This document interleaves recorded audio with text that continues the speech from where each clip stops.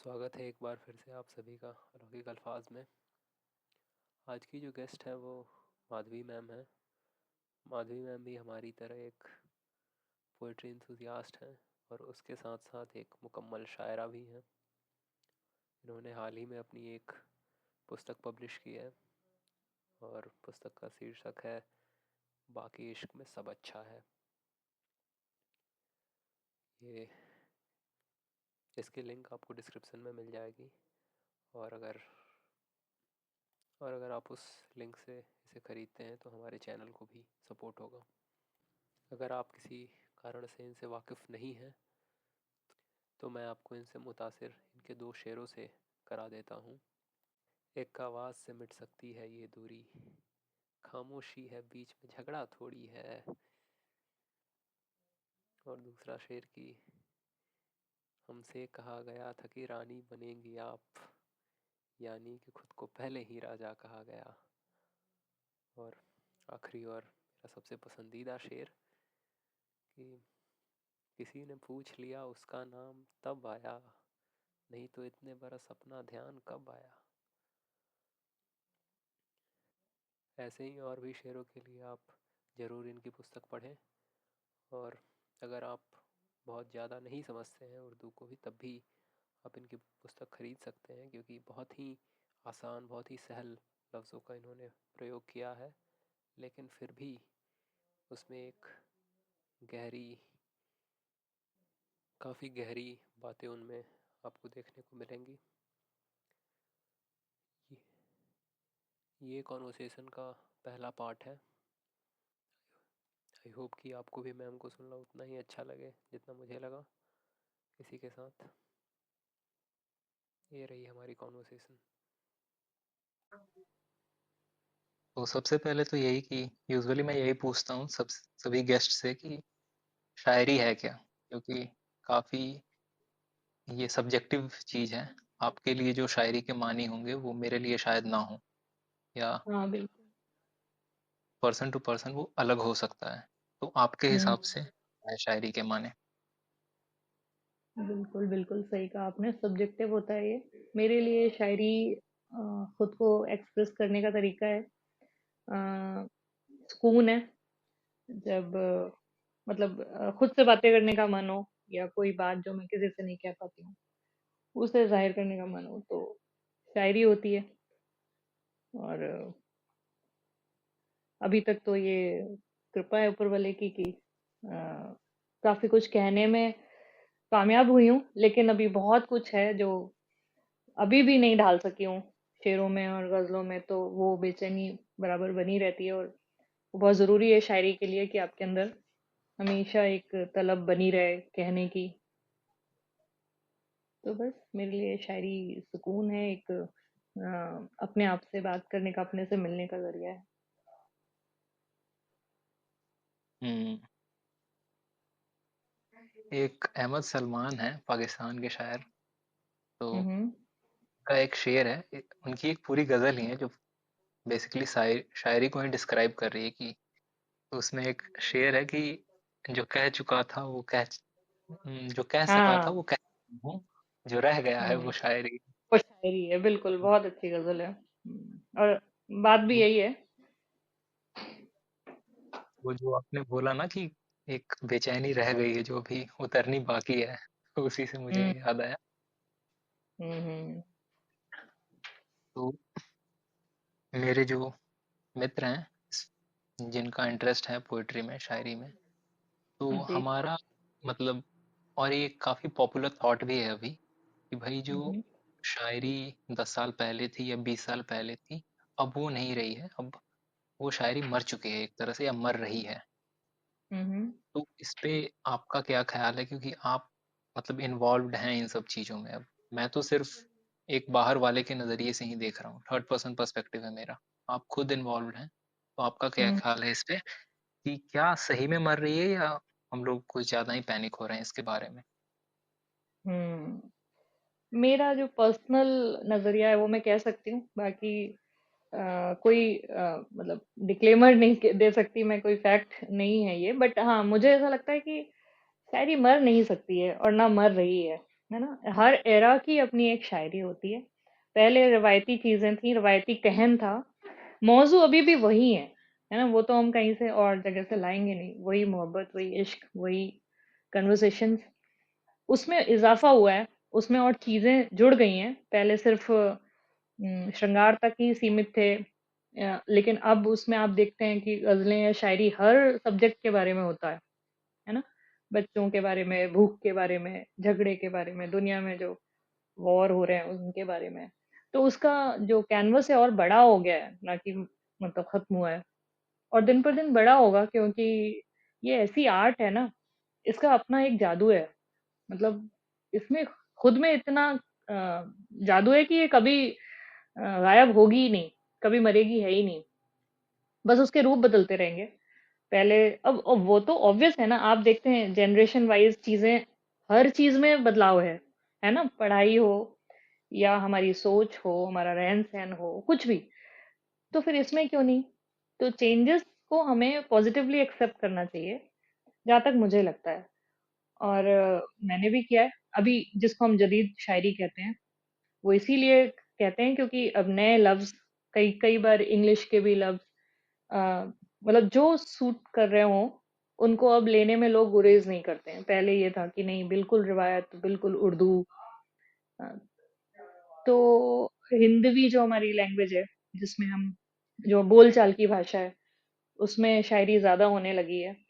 और आसान शायरी होने लगी है, मतलब आसान मानी में नहीं, आसान लफ्जों में, जो कि आम लोगों तक पहुंचे। तो ये मुझे तो बड़ी खूबसूरत बात लगती है ये। तो शायरी मर रही है ऐसा मेरा ख्याल नहीं है, मैं इससे इत्तेफाक नहीं रखती। शायरी में बदलाव आए हैं, और बदलाव जरूरी होते हैं हमारे जीवन में। हर हर क्षेत्र में बदलाव जरूरी है। तो लेखन में भी बदलाव आए हैं, नए लोग जुड़े हैं, नया तरीका है, नया सोच है, नए कहन है। ठीक है। हाँ, ये है कि रिवायत हमारी शायद हम कहीं, तो मैं तो मतलब मैं तो खुद तो मैं पढ़ती रहती हूँ, लेकिन आप उस तरह का कहते इसलिए नहीं है क्योंकि एक तो क्या है, हम जैसे लोगों के साथ, जो हम हिंदी से जुड़े हुए लोग हैं, हमारी मदर टंग नहीं है ना, मातृभाषा नहीं है, तो हमारे लिए तो वैसे ही मुश्किल है। लेकिन जो लोग बचपन से उर्दू से जुड़े हैं, वो भी नहीं कह रहे हैं, आप देखेंगे तो वो भी टिपिकल उर्दू में शायरी नहीं कर रहे हैं, क्योंकि उसकी मांग ही नहीं है ना? वो उतनी पढ़ी नहीं जा रही है। तो अगर इस बात का दुख है तो हाँ, मान सकते हैं कि हाँ ठीक है। लेकिन फिर वही बात है कि जो पसंद आ रहा है लोगों को, जो पहुंच रहा है, आप वही कहना चाहते हैं। क्योंकि आखिर में तो आपका जो आपका इरादा है वो तो यही है ना, कि लोग हमें पढ़ें, सुने, पसंद करें। तो आप आसानियों को या जो भी बदलाव है उनको कबूल करते चले जाते हैं, और इसमें कोई बुराई नहीं है, करना भी चाहिए। इतना ही।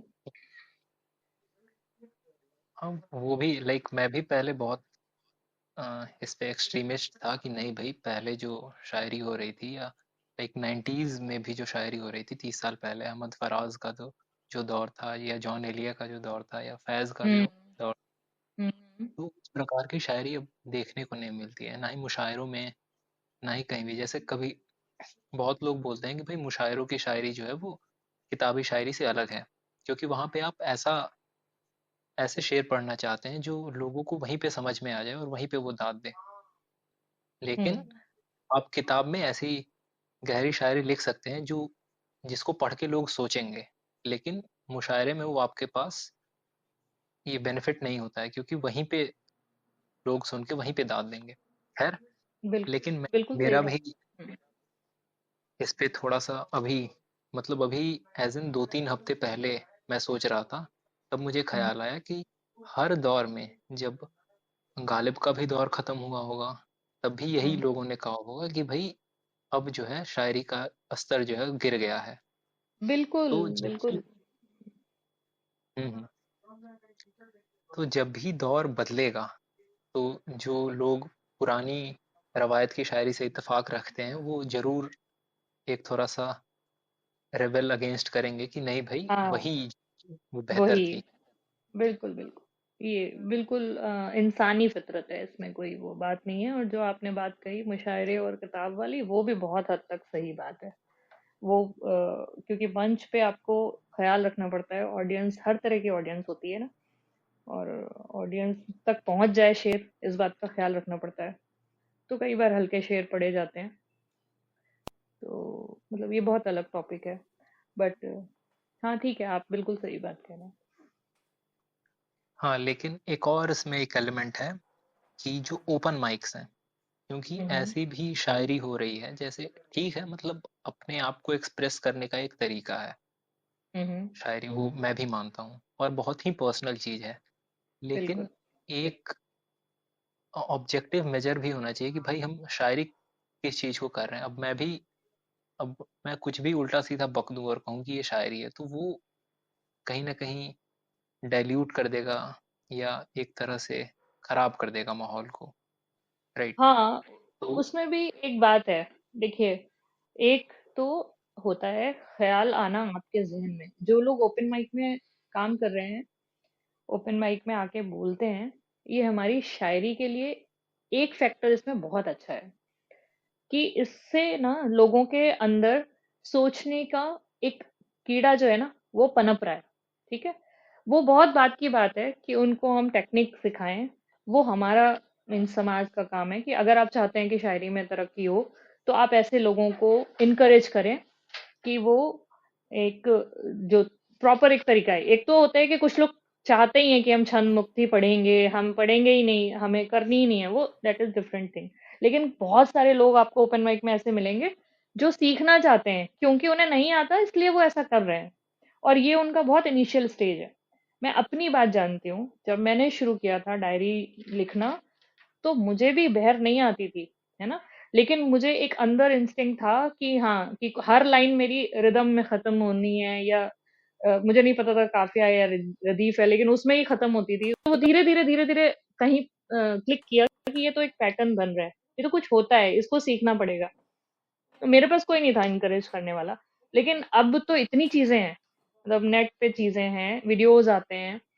तो दो कैटेगरी है मतलब ओपन माइक में भी। एक तो वो लोग हैं जो उसको उन्होंने जस्ट स्टैंड अप कॉमेडी जैसा बना दिया है ना, व्यूज इकट्ठे करने हैं, हंसाना है लोगों को, घटिया बात मतलब थोड़े लाइट लेवल की चीजें कह के और अपनी पॉपुलैरिटी बढ़ानी है।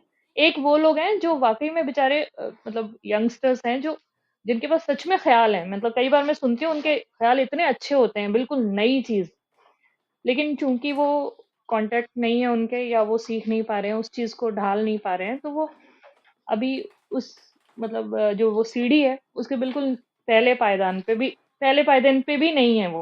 मतलब उन्हें पता ही नहीं है कि सीढ़ी कहाँ से शुरू होती है और मुझे हमें इस तरफ जाना है। तो मैं तो इसको भी बुरा नहीं मानती। मतलब इस कल्चर में भी अगर हम अपना योगदान दें, तो हम यहाँ से भी बहुत लोगों को छांट सकते हैं जो अच्छी शायरी करेंगे बाद में। लेकिन हाँ, जो जो एक दूसरा उसमें हिस्सा है लोगों का, नहीं है ना, जिनको यही करना है कि मतलब हंसी मजाक करने हैं और व्यूज जुटाने हैं और थोड़े पैसे कमाने हैं और चले जाने हैं। वो तो बिल्कुल अलग ही बात हो गई, उनका तो कुछ किया नहीं जा सकता है। वो तो हर हर क्षेत्र में है। आप कॉमेडी में भी देख लीजिए, कॉमेडी में कुछ लोग बहुत अच्छा कर रहे हैं, है ना, और कुछ लोग बहुत ही चीप लेवल की कॉमेडी करके भी पॉपुलर हैं। तो ये आपको जो डबल वो मिलेगा ना, ये हर हर जगह ही मिलेगा। तो क्या किया जा सकता है इसका। बिल्कुल, खासकर अभी तो जैसे कुछ महीने पहले मैंने देखा कि रेख्ता पे अब एक काफिया की डिक्शनरी अवेलेबल है।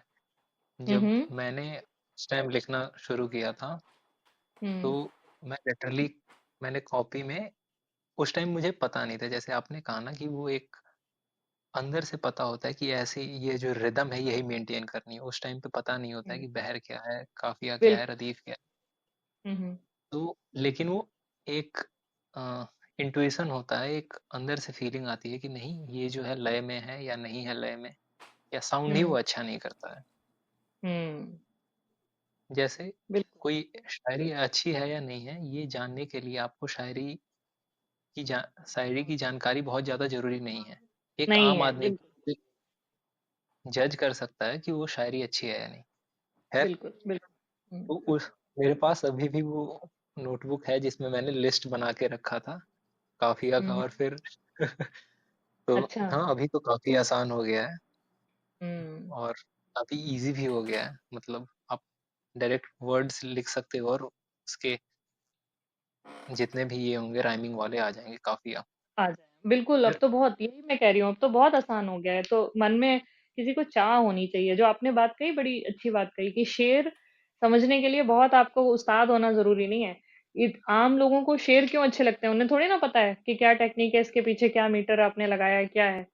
एक शेर में आहंग होता है, उन्हें अच्छा लगा। तो यही चीज हमें अट्रैक्ट करती है। धीरे धीरे हमें, हमारा जो कॉन्शियस अनकॉन्शियस माइंड है वो उसकी तरफ अट्रैक्ट होता है। हमें खुद नहीं पता होता है कि हम इस तरफ क्यों जा रहे हैं, लेकिन अंदर से एक क्लिक होता है जिसको मतलब अगर आप पकड़ लें तो फिर आप सही राह पे चल पाते हैं।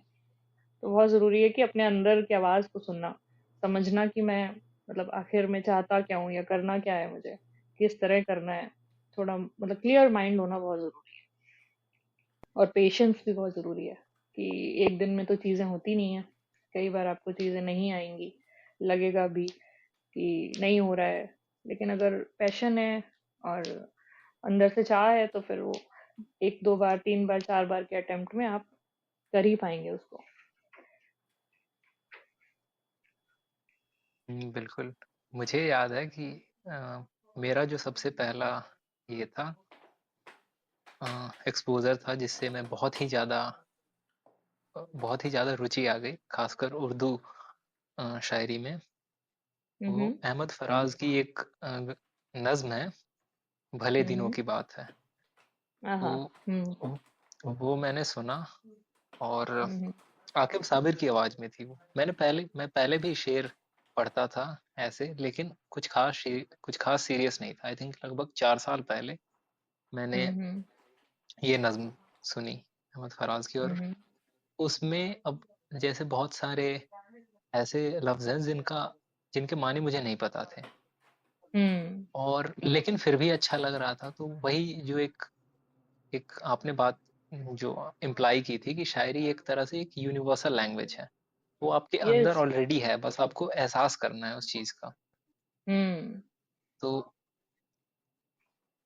वहीं से मेरा शुरू हुआ। अब आते हैं आपकी तरफ कि आपका जो है वो शायरी का के तरफ झुकाव कब हुआ, और मतलब कैसे आप इस फील्ड में आई।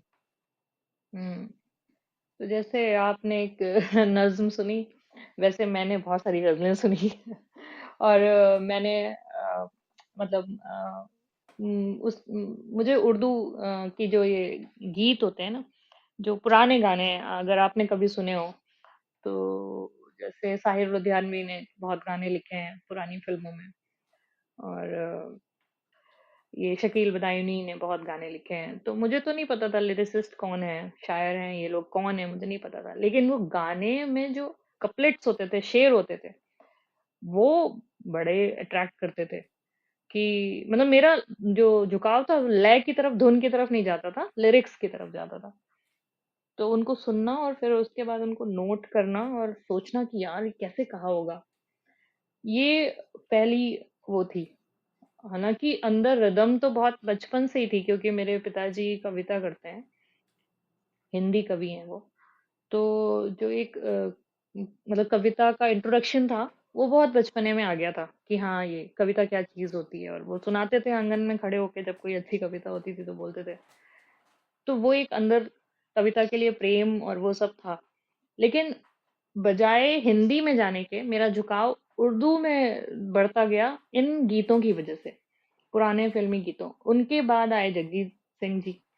जब थोड़ा समझदारी आई क्लास सिक्स फिफ्थ में, तो मेरे बड़े भाई थे, वो बहुत गजलें सुनते थे, उनके साथ साथ हम भी सुनते थे जब चल रही हैं घर में। तो उसमें अल्फाज होते थे उर्दू के। अब उनके मीनिंग, उस टाइम पे तो बहुत ज्यादा नेटवर्क, ये गूगल और ये सब कुछ था ही नहीं। तो वो एक अंदर बेचैनी कि इसका क्या मतलब होगा, इसका क्या मतलब होगा, वो पूछना, वो पता करना। तो वो मुझे मतलब बेसिकली लैंग्वेज ने अट्रैक्ट किया, और कपलेट्स ने अट्रैक्ट किया गीतों के। बहुत बाद में मुझे पता चला कि मैं भी लिख सकती हूँ। तो मेरी शुरुआत हिंदी कविता से हुई थी। मैंने जो शुरुआत की है, मेरी बहुत सारी कविताएं हैं। जो हैं भी नहीं किताब में, क्योंकि वो मैं मानती हूँ कि वो मेरे अपने लिए हैं। उनमें बहुत कच्चापन है, लेकिन वो मेरे मतलब ट्रू सेल्फ है। उसको मैंने कहीं पब्लिश नहीं किया, मेरे पास ही है। तो वो पहले मैंने कविताएं लिखी, हिंदी कविताएं। फिर कुछ एक लोगों को सुनाई। उन्होंने बोला, अरे आप अच्छा लिखते हो, इसमें तो बड़ा रिदम है, कहीं पोस्ट करो। मैंने कहा अच्छा। उस टाइम तक फेसबुक भी आ गया था, एक वेबसाइट भी थी, शायरी.com करके। तो वो ज्वाइन की, वहाँ पोस्ट करने लगे, तो वहाँ पे कई सारे लोग थे, अप्रिशिएट करते थे। तो फेसबुक में भी एक आधे लोग जुड़े, उन्होंने भी अप्रिशिएट किया। उन्होंने बोला कि बहर सीख लीजिए, आप बड़ा अच्छा कहते हैं।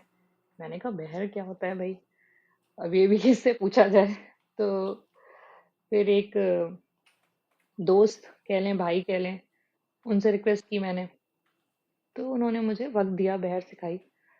और फिर सिलसिला मतलब चल पड़ा, फिर तो पीछे मुड़े ही नहीं। पहले रियाजत का वक्त था। आप मतलब बहरों पे शेर कहते हैं सिर्फ इसलिए कि बहर आ जाए आपको, है ना, आपको आपके जहन में समा जाए वो। उसके बाद धीरे धीरे आप परफेक्ट हो जाते हैं, फिर अपने आप चीजें उसी लय में, उसी धुन में आने लगती हैं। अ, उसी तरह आप सोचने लगते हैं। तो ये है पूरी जर्नी, मतलब बहुत बेसिक से शुरू किया है मैंने, बहुत जीरो से। मुझे कोई माहौल नहीं था, कुछ नहीं था। जो मेन चीज थी हेल्पफुल, वो थे गाने। और मुझे आज भी पसंद है। आज भी मैं मतलब जब शेर नहीं कहती हूँ तो गाने सुन रही होती हूँ, या किताबें पढ़ रहे होते हैं, वो तो खैर सभी पढ़ते हैं। तो ये है सफर।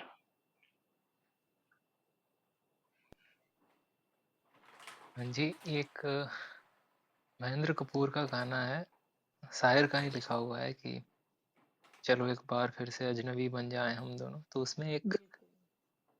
शेर आता है जो मुझे मतलब बहुत ही ज्यादा पसंद है, और ये भी मतलब मेरे लिए भी जो ये कपलेट्स हैं वो एक बहुत बड़े रीजन थे आने के लिए। हम्म। और खासकर मेरा जो इंटरेस्ट था वो, और जैसे तलत महमूद ने बहुत सारे गाने गाए हुए हैं मदन हाँ मोहन के जी। कंपोजिशंस पे, बहुत और बहुत, मतलब हाँ। बेशुमार गजलें हैं, बहुत ही ज्यादा अंडररेटेड है, वो कोई सुनता नहीं है, हम्म।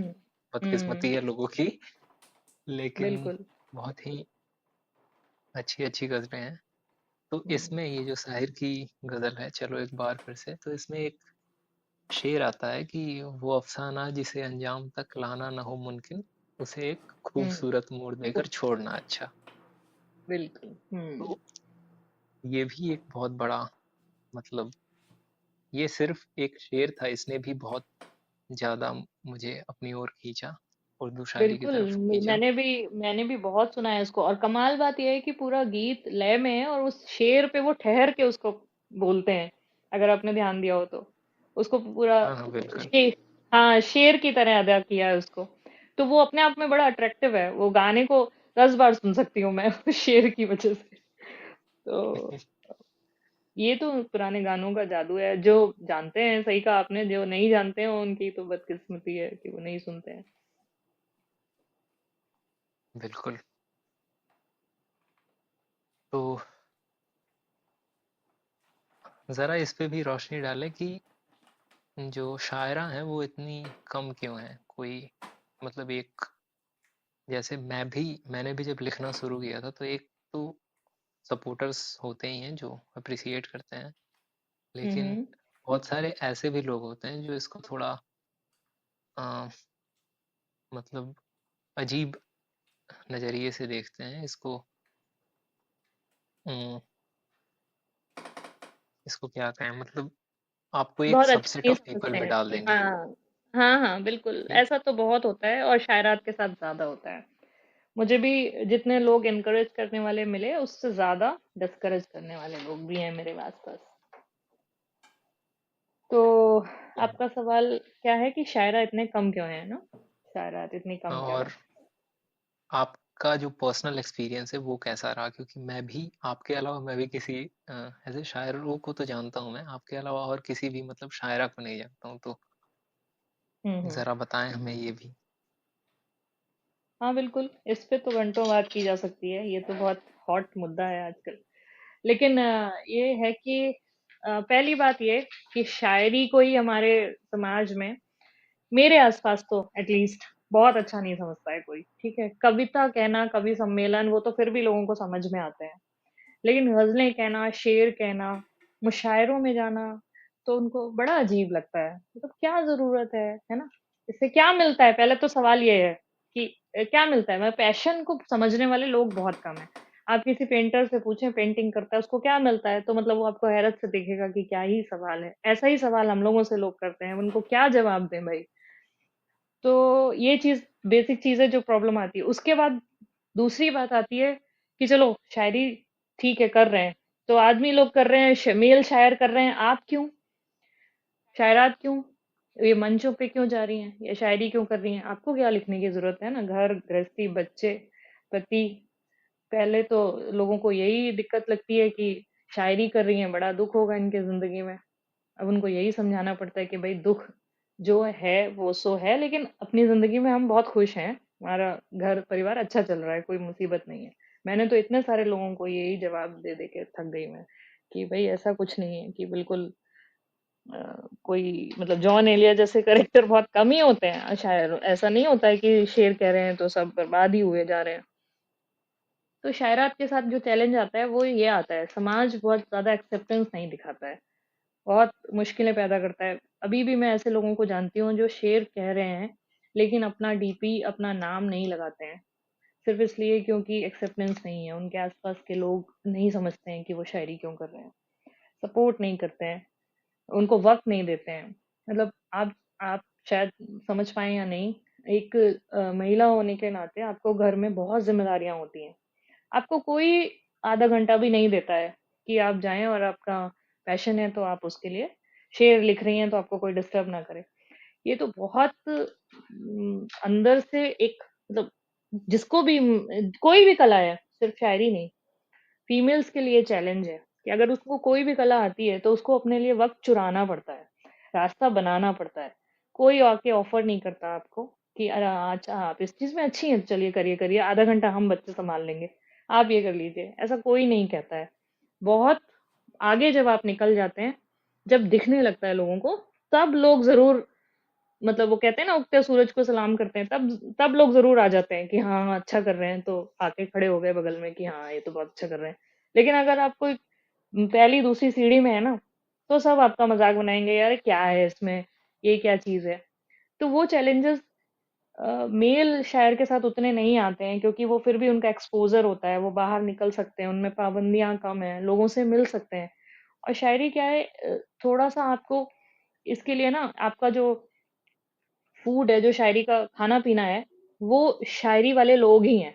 मतलब जितना आप कनेक्ट रहेंगे ना, किताबें पढ़ेंगे, भले ही वो नॉवल हो, हिंदी साहित्य हो, इंग्लिश के नॉवेल्स हो, या ऐसे लोगों के बीच में बैठेंगे जो शायरी करते हैं, या जो इंटेलेक्चुअल बातचीत करते हैं, वो वहां से थॉट्स आते हैं। शायरात के साथ क्या पाबंदियां हैं, आप ज्यादा लोगों से मिल नहीं सकते, आप बहुत देर तक अपने लिए एक घंटा निकाल के कोई चीज पढ़ नहीं सकते हैं, अनटिल अनलेस कि आप उस जॉब में ना हो, है ना? कि आपको और भी काम देखने हैं, आपको और लोगों को भी वक्त देना है, आपकी जिंदगी सिर्फ आपकी नहीं होती है। बहुत मुश्किल में कोई होगा जो अकेले रहता हो, या जिनके पास जिम्मेदारियां ना हो। अदरवाइज एक लेडी हो, या मैं तो कहती हूँ कि हाँ एक आदमी पुरुष भी हो, उसके पास वो अपना नहीं होता है ना, उसको चार जिम्मेदारियां और होती हैं। लेकिन यहाँ पर यह है कि हाँ, स्त्रियों के साथ थोड़ी ज्यादा है ये चीजें। लोग चाहते हैं कि आप हमारा काम पहले देखो, फिर आप देखो आपका पैशन क्या है, वो बाद में देखो।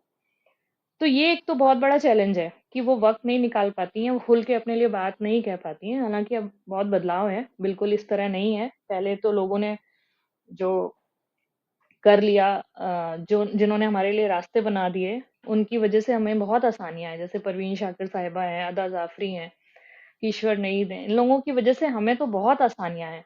मैं तो सोचती हूँ कि उन्होंने किस हालात में अपने लिए अपने आप को खड़ा किया, और कैसे अपना नाम किया कि लोग उनको आज भी याद करते हैं। तो हमको तो उतनी मुश्किलें नहीं है, बट हाँ, जो मंजरे आम है उसमें अभी भी बहुत एक्सेप्टेंस नहीं है शायद को, और वैसे ही देखा जाता है। मतलब कि हाँ, आपने सुना होगा, पता नहीं आप इस फील्ड में कितना है, लेकिन लोग तो ये भी मानते हैं कि बहुत बमुश्किल कोई शायरा अपने शेर खुद कहती हैं। लोगों को लगता है कि हाँ, उनको तो स्टेज पे या उनको तो सिर्फ इसलिए बुलाया जाता है कि हाँ, ये 10 शायर में एक शायरा हो गई, तो पॉइंट ऑफ अट्रैक्शन हो गया। वरना शेर तो क्या ही कहते होंगे ये लोग। मतलब लोगों को यकीन नहीं होता, या वो यकीन करते हैं तो आपको इनकरेज नहीं करना चाहते हैं, जो भी रीजंस है उनके पास अपने। तो इसलिए चैलेंजेस हैं, और जहाँ चैलेंजेस होंगे वहां तो संख्या कम होगी। लोग हिम्मत कर रहे हैं, आगे आ रहे हैं, ऐसा नहीं है कि बहुत कम है, लोग हैं। पर आई विश कि वो हिम्मत और करें और अपना नाम छुपाएं नहीं और अपनी डीपी छुपाएं नहीं, और खुल के आगे आए और लिखें। मतलब मेरा पर्सनल एक्सपीरियंस है, मैं भी पहले पोस्ट नहीं करती थी फेसबुक वगैरह पे, मुझे भी बड़ी हिचक होती थी। जब शुरू किया पोस्ट करना तो फिर सवाल होने लगे, क्या दिक्कत है, क्या गम है, क्या बात है, क्यों उदास हो। अरे मैंने कहा भाई कोई बात नहीं है, ये मेरा शौक है, मैंने कुछ लिखा था तो मैंने पोस्ट कर दिया। तो इस तरह के सवालों को अपने जहन में ना आने दें। जो कहता है वो कहने कहने दें इन लोगों को, मतलब कुछ तो लोग कहेंगे, तो कहते ही हैं लोग। उसके बाद जैसे अभी तक बहुत सारे लोग आगे आए हैं, और लोग आगे आएंगे, आते ही रहेंगे। जैसे शुरू में हमने कहा था कि शायरी ना खत्म हो सकती है और ना गायब हो सकती है, तो वही बात है कि शायरात भी ना खत्म हो सकती हैं ना गायब हो सकती हैं। बस बात यही है कि वो अपने आप को प्रेजेंट करना और अपनी बात को रखना ऐसे ही सीखती रहें और आगे आती रहें।